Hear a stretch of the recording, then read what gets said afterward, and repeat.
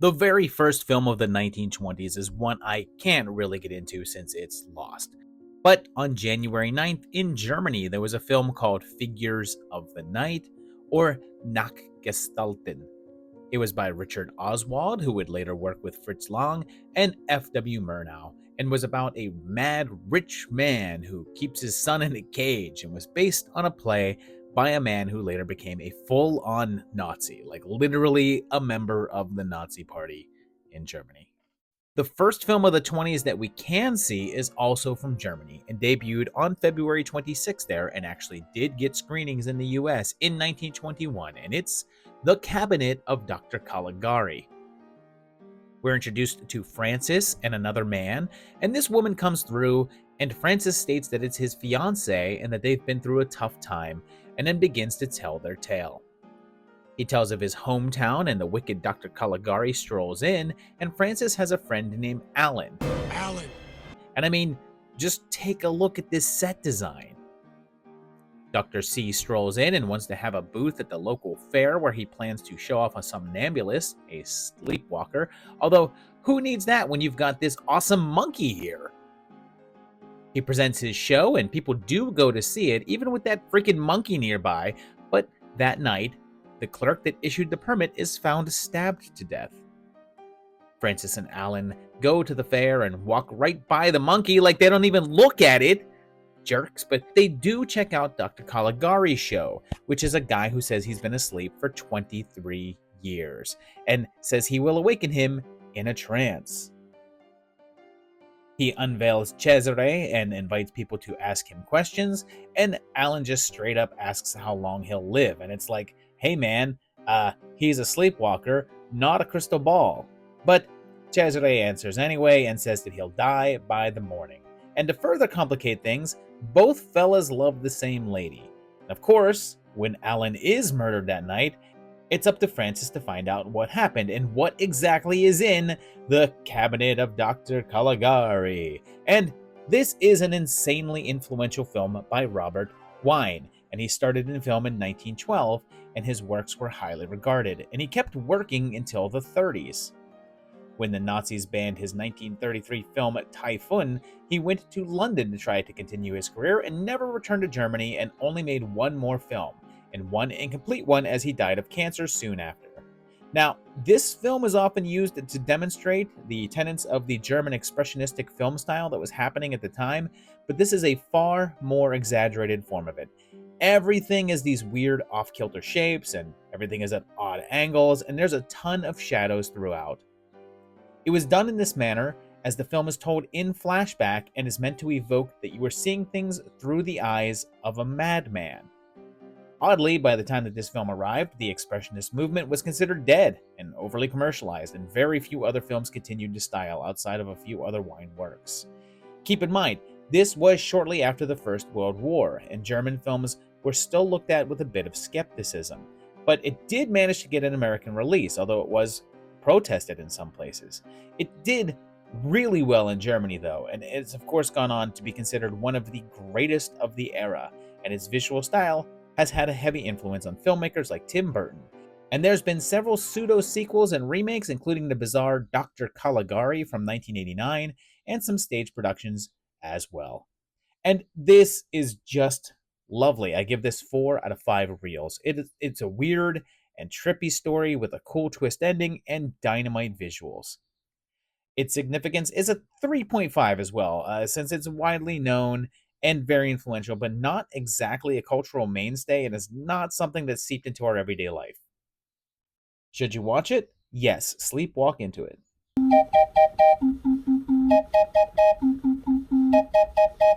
The next one arrived on March 24th and is our first American entry, and was entitled Love Without Question. It was by a man named B.A. Rolfe and was a mystery thriller based on a novel called The Abandoned Room from 1917, but is also currently lost. Next up, on April 4th, there was another American entry that arrived called The Dream Cheater. This was by Ernest Ward and was one of the last films he directed in his somewhat short career, and it was also based on a novel, this one from 1831, titled La Peau de Chagrin, but it is also lost. 1 month later, on May 9th, there was another one, This one from Paramount. It was called The Dark Mirror. This was by Charles Giblin and featured an actress named Dorothy Dalton playing a double role and involves a murder mystery. This is one that's not lost, but is currently archived away for preservation and is unavailable for viewing.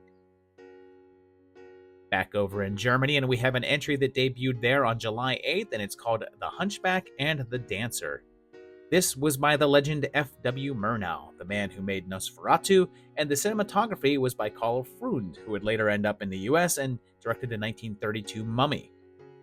It was about a hunchbacked man in love with a woman, and his jealousy causes him to sabotage her future relationships, and this is also lost.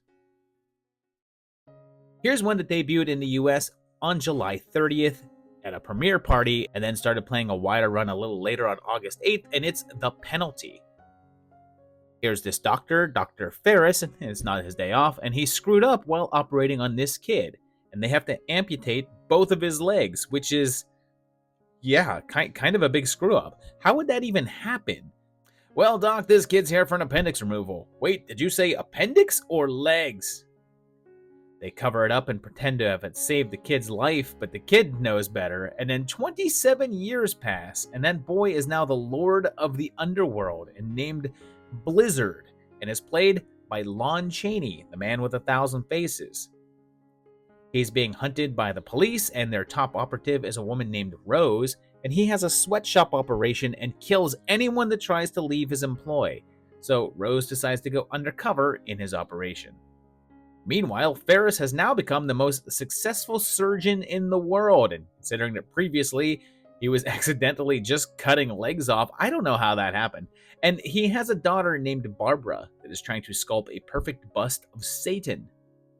Well, Blizzard decides to make himself her model for the bust to enter her life and get his long-awaited revenge on her father. And this was by Wallace Worsley, which is a name that we'll see again in the 40s, and he and Chaney worked together pretty frequently. It was based on a pulp novel from 1913, also called The Penalty, by Gouverneur Morris, and a number of his works were adapted around this time frame.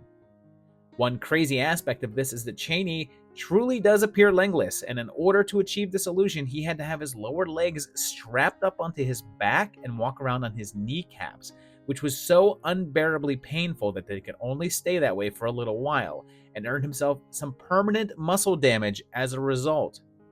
I guess that they were worried that audiences would think that the actor actually removed his legs for the role, so they included a shot at the ending of the film with him walking down some stairs. But that scene was later cut out and is now lost. However, there's still a scene in the film in which Blizzard envisions himself leading a big heist and has legs in his fantasy. It was this movie that gave Chaney the reputation of being able to transform himself for his roles and would begin his path to stardom at the time.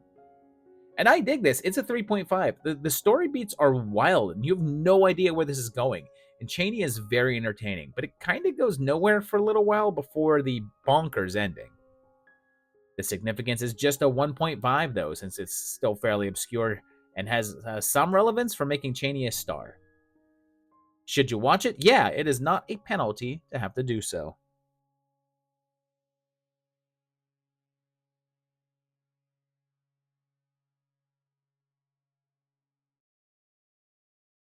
Fast forward a bit to September 2nd, and we're back in Germany, since they seem to have the horror market covered, and it's Genuine, the Tragedy of the Vampire. It begins with a painter named Percy, who just finished a piece, and after he goes to bed, it comes to life. She leaves and heads out onto the street and ends up a part of a slave market where she's given the name Genuine and is said to be a tribal priestess. And an old man buys her and takes her back to his house? Whatever this room is, and locks her away. There's then a barber named Giard, and for some reason he goes to the house every single day at noon, and no one knows why. Genuine begs to be free, but Melo refuses, and because everyone is curious as to what's going on in the house, they call Giard in for questioning.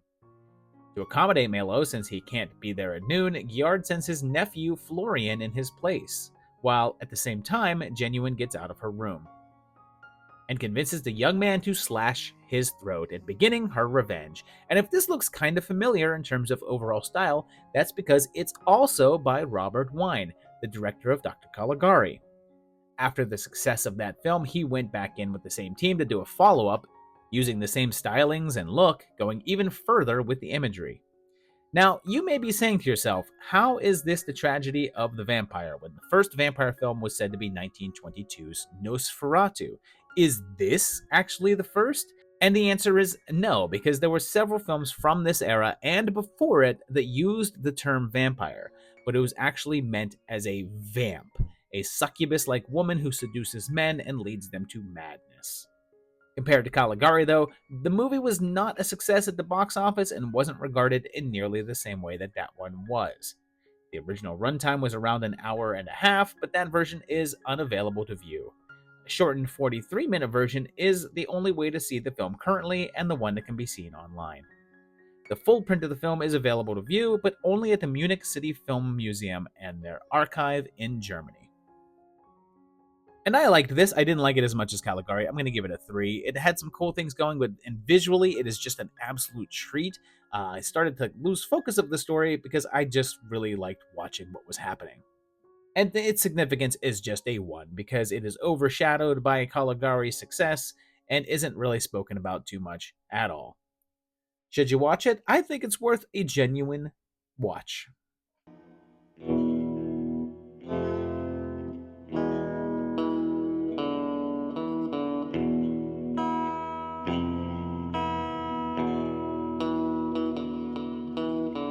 This next one did have premieres in the US in March and April, but the first full run was in Denmark, of all places, on September 28th, and it's Dr. Jekyll and Mr. Hyde. We have our Jekyll right away, and it's John Barrymore, grandfather of Drew. And we saw him in the 30s Project, and this was a full 10 years before that. Of course, the good doc has a clinic in which he tries to help the poor and is in love with Millicent, even though her father disapproves. He's a good doctor, and you could tell because he treats this little kid and manages to not accidentally cut his legs off, and while with some friends, he becomes obsessed with the concept introduced about man having two sides, a strong one and a weak one. It's compounded when he's tempted by a club dancer, so he dives into his research and comes up with the obligatory smoking formula and immediately drinks it. He transforms, although I'm not sure what this face is, but his physical form alters as well. He heads out into the night to cause some mischief. Now, of course, this is another variation on the classic tale, The Strange Case of Dr. Jekyll and Mr. Hyde by Robert Louis Stevenson from 1886, and was not the first. This is actually the 11th version of the story since 1908, with 7 of those being from the US, although several of those are lost completely. This is perhaps one of the most famous versions of the tale and was by a guy named John S. Robertson, who was very active in the silent era but left the industry in the mid-30s due to a lack of interest in working with sound. Barrymore was already pretty established in the film world and had previously been a stage star, and when it came to the transformation stuff, they mainly left it up to the actor to convey the process through facial expressions as opposed to makeup. But they also added makeup further into the metamorphosis and then added some prosthetic fingertips to make his hands more claw-like. And you can see one of them go flying off when Hyde changes back to Jekyll. The film altered the original story by making Jekyll a younger and more handsome man, and also was the first time that Hyde reverted back to his normal state after dying at the end, as in the novel he remains in Hyde form after death. It also introduces the concept that Hyde becomes more monstrous with every evil act that he commits, and as the film goes on, his appearance becomes more distorted. And this is a solid take. I give this a 4. It's one of the more intriguing versions of the tale, and Barrymore's Hyde is pretty out there. Plus, I have a soft spot for Jekyll and Hyde movies. Its significance is a 4 as well, since it's the first big shot at this story and really made it a horror staple. Should you watch it? Absolutely.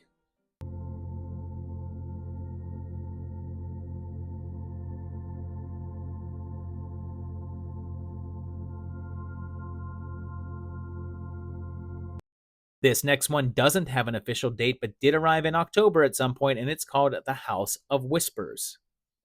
It's a murder mystery with houses and secret passages and spooky voices, and was from Ernest Ward, a man who was pretty active in the film world, but passed away just a few years later in 1923 from a stomach ailment. This particular entry is also lost. The next entry is yet another from Germany, and this one debuted on October 29th there, right before Halloween. It reached the US in June of 1921, and it's The Golem, How He Came into the World. It begins with an omen from the stars saying that a disaster is about to befall the Jewish people of Prague. He tries to tell everyone, and sure enough, the next day there's a decree from the Roman emperor that all Jews must leave the city. Meanwhile, Rabbi Lowe, who was the man who made the prediction from the stars, prepares to invoke the power of the golem to save his people.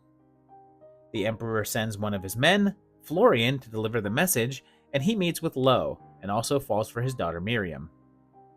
That night, Lowe finishes his clay golem and enlists his assistant to animate it.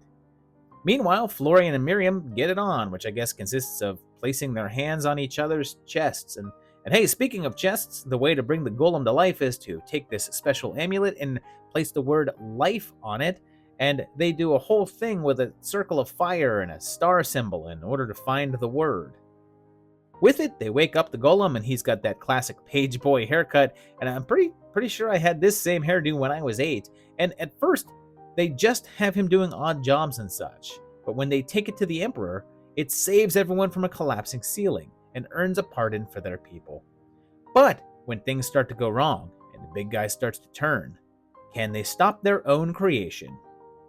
This was by Paul Wegener and Carl Bose and was based on a novel from 1915 and was actually a sequel. There were 2 earlier films with the Golem, and this one was a prequel, which is why the subtitle is How He Came into the World. The first film was from 1915 and was just called The Golem, and the second was from 1917 and called The Golem and the Dancing Girl, and both of those films are lost, and this is the only remaining entry. And not only was this a hit in the native Germany, but also in the US, where it played to packed houses for the entirety of the summer of 1921. It was also highly acclaimed, with many appraising the sets and acting. Over time, it's become one of the more well-known films of the silent era and has shown up on a number of the most important films of all time lists. And this is lovely. It's a 4. The visuals are just entrancing, and the look of the golem is kind of low-tech but really effective. Its significance is a 3, since it's highly influential but also hasn't been much seen, and although it was very well known at one point, the tale of the golem hasn't kept up. Should you watch it? That's a yes.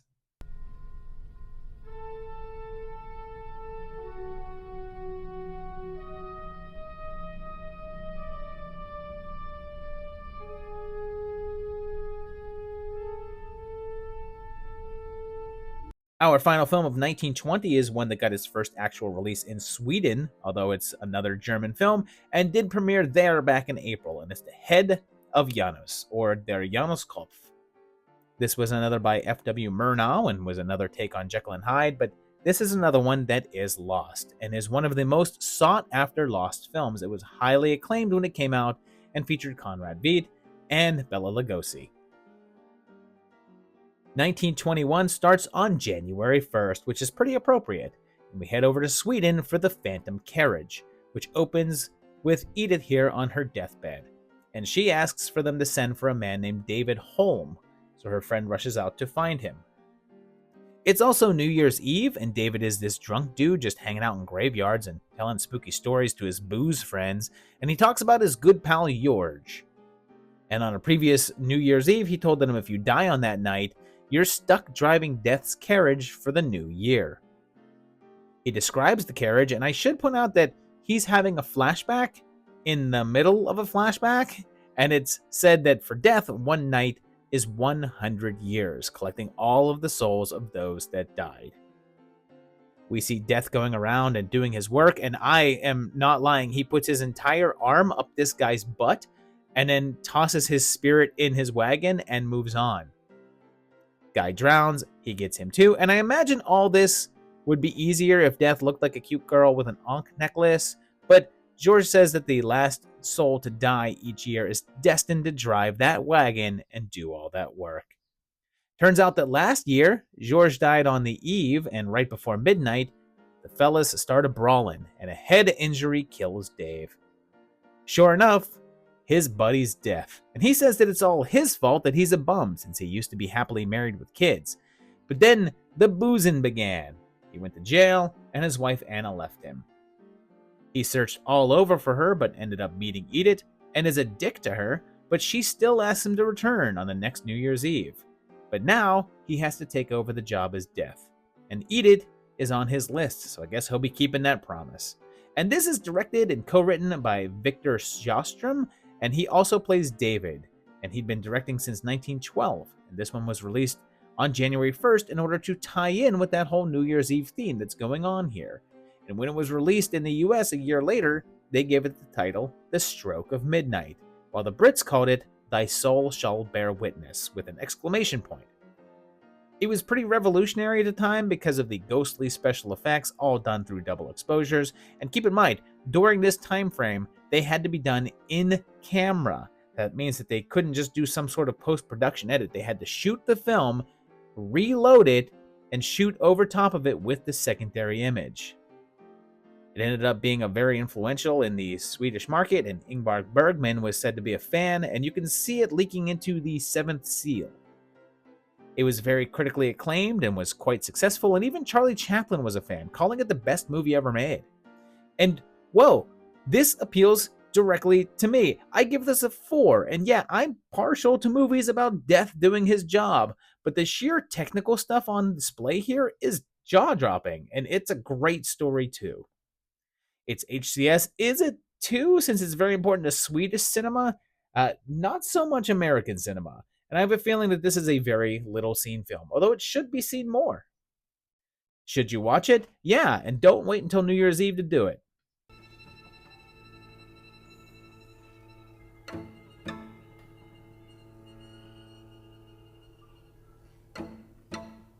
This next one came out in February in Australia, although the day is unknown, and it's Dracula's Death. And it's pretty important because it appears to be the first appearance of Count Dracula on film, although it doesn't adapt the novel and is instead a new story and may or may not depict the character as a vampire. It's considered lost, although it was thought that a print may exist in the Hungarian archive, but it appears that there may have been confusion as to a novelization of the film being there instead. There was another one in February that was released in Germany, although it's marked as a 1920 film since a certificate was issued for it then, but it's called Desire. It was another one from Germany and another one from F.W. Murnau, and another one that's thought to be lost. This was apparently about a murder plot involving a dancer and a grand duchess, and again starred Conrad Veidt. Okay, so this next one may be short, but so is the film. But on February 21st, there was the debut of The Haunted House. It has old Stoneface himself, Buster Keaton, as a bank teller headed into work, and some criminal who has rigged up an old, supposedly haunted house to help them with a heist. Meanwhile, it looks like this clerk is working the bank alone, and it turns out that the criminal guy is the bank's manager, and shenanigans ensue that include glue getting all over the money. The gang attempted to rob the bank, but then get blamed for it, while nearby a theater troupe doing Faust end up on the run and hide in that old house. So soon, there's the fake gangster ghosts, poor old Buster just trying to hide from the people who think he robbed the bank, and the theater guys who everyone now thinks are actual devils and demons.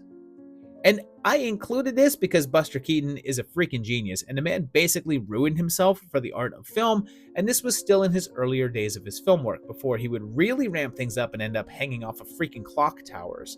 And not much of his work falls into horror, or even horror comedy such as this, so it's fun to see him up against ghosts, even if they're fake ones. And Buster gets a 3.5 from me. This man went above and beyond every time with pushing his limits and doing interesting things with film, and is always a treat.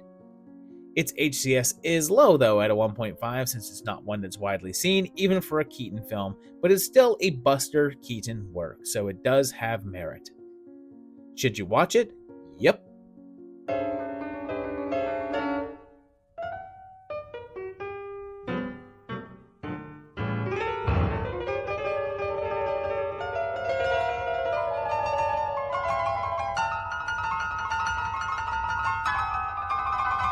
Let's head back over to Austria for this next one, and this debuted there on March 18th. and was called the Grinning Face, but also the Man Who Laughs.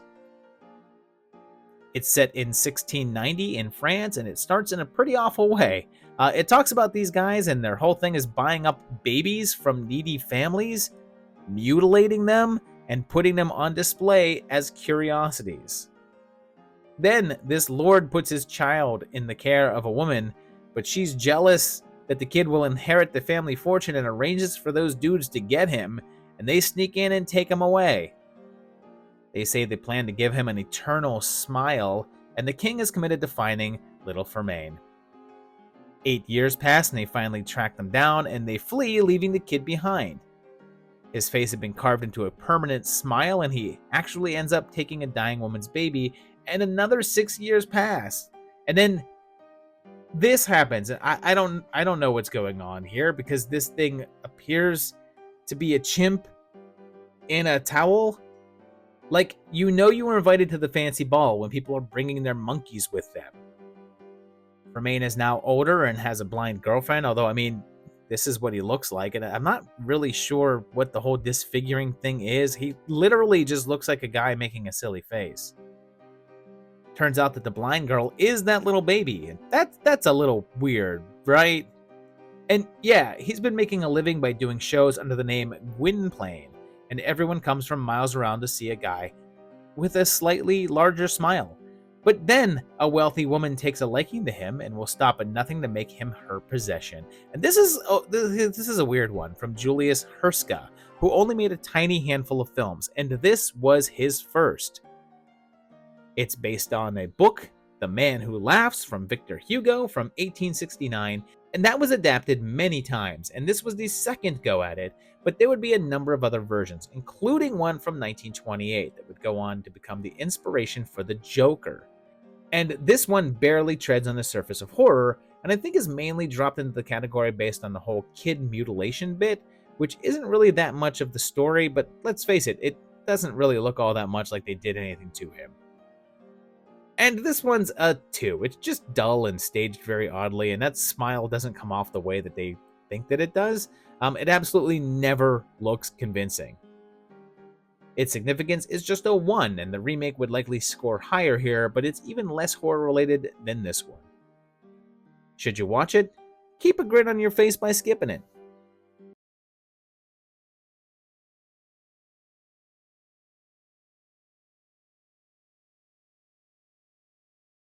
One month later, pretty nearby in Germany, there was an April 7th release under the title of The Haunted Castle. This has a group of guys meeting for a good old-fashioned hunting trip, and Count Ouch, I don't know, Oetsch, whatever that says, arrives, and he's this odd-faced gentleman. He wasn't invited to their party because it said that he shot and killed his brother a while back, and seriously, look at the smug look on this sucker's face. I wouldn't ask him to my party just for that. That bro's widow is there, and she's been remarried, and she's not too happy to see the Count, like, at all. She wants to leave, but everyone is excited about the arrival of Father Pharamond, so she decides to stick around. Everyone prepares to go out on a hunt, but decides to stay back, except when the father is meant to arrive, and that's when he heads out. And Pharamond arrives, and he's got one hell of a stylish hairdo. Like, look at this. Is this a bald cap and wig, or did he shave his head to be like this?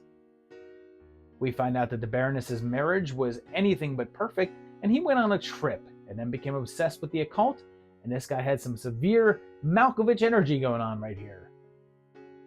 She says that she feels guilty because she wished for something evil to happen to him, and the Count seems to say that she's responsible for his death. But is she? Is he? Who's the real culprit here? And what secret is the good father hiding?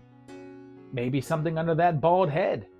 And this is not so much a horror movie and more of a crime drama. In fact, I originally didn't have it on my roster because it didn't really fit, but I figured I should toss it in here because it's the first time that we're getting an entry by the great F.W. Murnau, director of Nosferatu.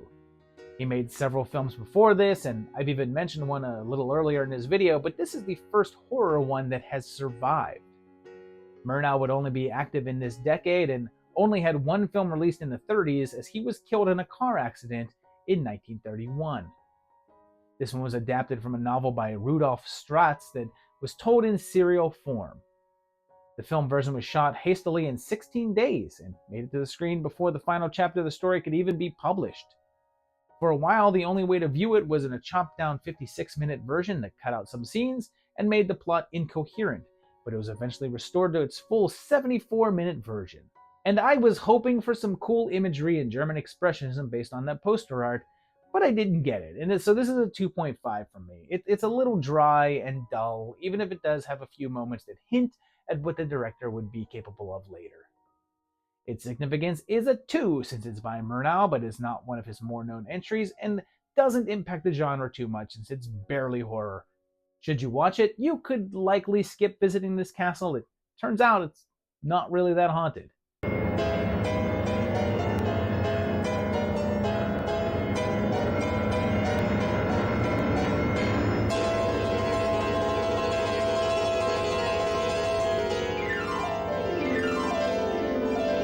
On July 4th, in Italy, there was another one with a famous monster, and it's Il Mostro di Frankenstein.